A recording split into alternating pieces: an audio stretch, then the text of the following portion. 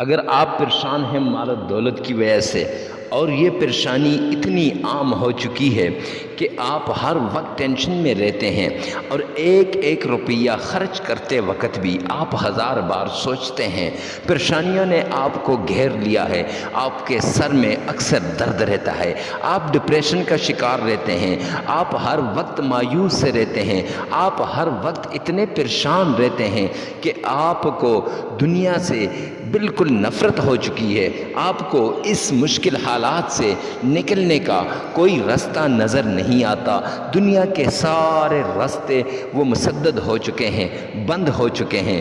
بسم اللہ الرحمن الرحیم۔ السلام علیکم ورحمۃ اللہ وبرکاتہ۔ معزز سامعین کرام، تسبیح نہیں دولت کا سمندر لے کر حاضر ہوا ہوں۔ ابھی تک 70 لوگوں نے پڑھی، لاکھوں کروڑوں کے مالک بن گئے۔ میری بات مان کر ایک بار لازمی آپ بھی آزمائیے۔ معزز سامعین کرام، ہمارے پاس اکثر لوگ آتے ہیں، آ کر اپنے دل کا دکھڑا سناتے ہیں، آ کر اپنی زندگی کے حالات بتاتے ہیں، کہتے ہیں جی مفتی صاحب ہم آپ کے پاس آئے ہیں۔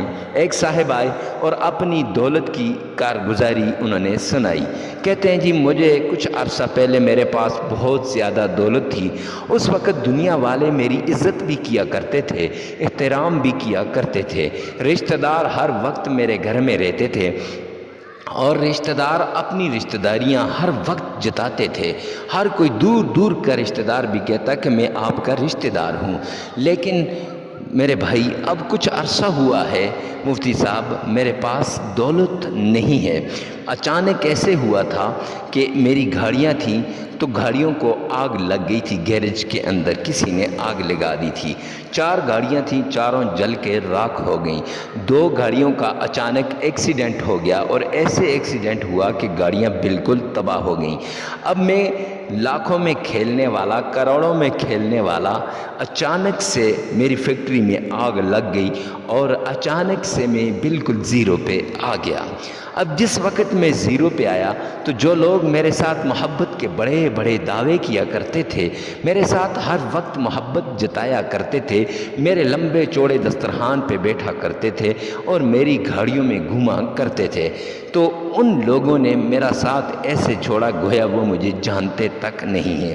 اب وہ میرے پاس آیا، رو رہا تھا کہ یہ کیا ہو گیا، تو ہم نے اسے بتایا کہ شاید آپ سے کسی پر ظلم ہو گیا ہو۔ تو اس نے پھر ایک ڈرائیور کی کہانی سنائی کہ ایک ڈرائیور کی بیوی بیمار تھی اور ہاسپٹل کے اندر تھی، تو وہ بیچارہ میرے پاس آیا، کچھ مانگ رہا تھا، اپنی تنخواہ مانگ رہا تھا، لیکن جان بوجھ کر میرے مینیجر نے اس کو تنخواہ نہیں دی۔ کہتے جی حضرت یہ ہر مرتبہ پہلے سے ہی اپنی ایڈوانس تنخواہ لے لیتا ہے۔ وہ بیچارہ سسکتا رہا، بلکتا رہا، ایڑیاں رگڑتا رہا، لیکن ہم نے اسے تنخواہ نہ دی، بلکہ ہم نے اسے کچھ بھی نہ دیا۔ اب وہ بد دعائیں دیتا ہوا چلا گیا۔ شاید مفتی صاحب یہ اسی کی بات۔ میں نے کہا ہاں جی ہو سکتا ہے، رب کریم مظلوم کی بد دعا کو سنتے ہیں تو ہو سکتا ہے۔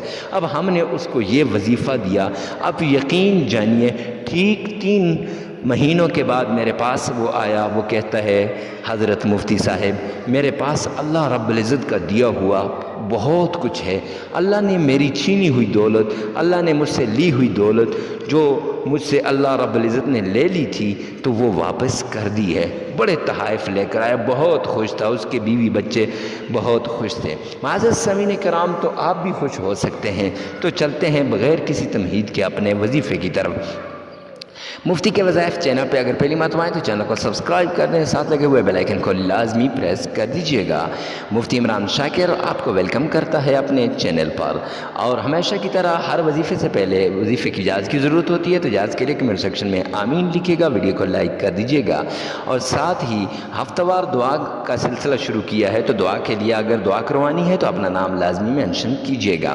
معزز سامعین کرام، اکثر لوگ کہتے ہیں وظیفہ اثر نہیں کرتا، میں کہتا ہوں کیسے سے اثر نہیں کرتا۔ رب کا کلام ہے، رب کے کلام میں تو شفا ہے۔ اللہ کے کلام کے ذریعے سے لاکھوں لوگوں کی اجڑی ہوئی زندگی دوبارہ جو ہے بہار اس کے اندر آ گئی ہے، دوبارہ وہ مہک آ گئی ہے، رنگینی آ گئی ہے، تازگی آ گئی ہے۔ تو یہ کیسے ہو سکتا ہے؟ صرف فرق یہ ہے کہ ہم اس کو صحیح طریقے سے کر نہیں پاتے۔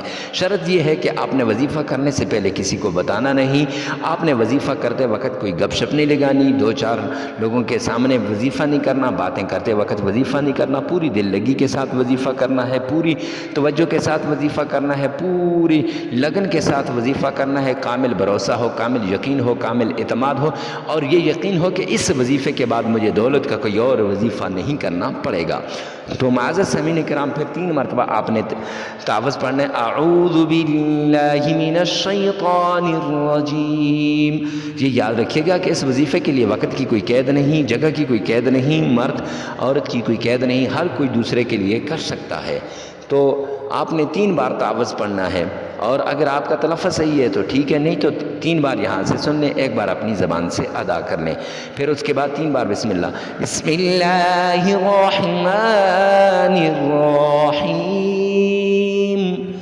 اب یہ 3 بار آپ نے یہاں سے سن لینا ہے، 1 بار اپنی زبان سے ادا کر لینا ہے، پھر اس کے بعد 3 بار درود پاک، اللہم صلی علی محمد وعلی آل محمد۔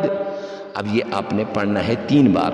معزز سامعین کرام اس کے بعد آپ نے سورہ اخلاص کو 3 بار پڑھنا ہے، قل هو اللہ احد اللہ الصمد لم یلد ولم یولد ولم یکن له کفوا احد۔ اب پڑھ لیا۔ اب اس کے بعد آپ نے 3 ہی بار سورہ قریش، لإلاف قریش إیلافہم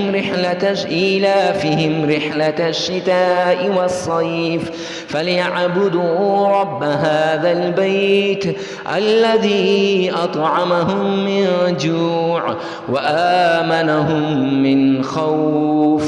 یہ آپ نے 3 بار پڑھنی ہے۔ اس کے بعد یا رزاق یا فتاح یا علیم 1000 بار تینوں کو اکٹھا ملا کے پڑھنا ہے۔ معزز سامعین کرام اس کے بعد آپ نے اپنی مجبوری کو اللہ کے سامنے رکھ کر پھر 3 مرتبہ درود پاک پڑھنا ہے، 33 بار استغفار پڑھنی ہے، اور اللہ کے حضور دعا مانگنی ہے۔ لگاتار 7 دن یہ عمل کریں، انشاءاللہ لاکھوں کروڑوں آپ کے قدموں میں آ جائیں گے۔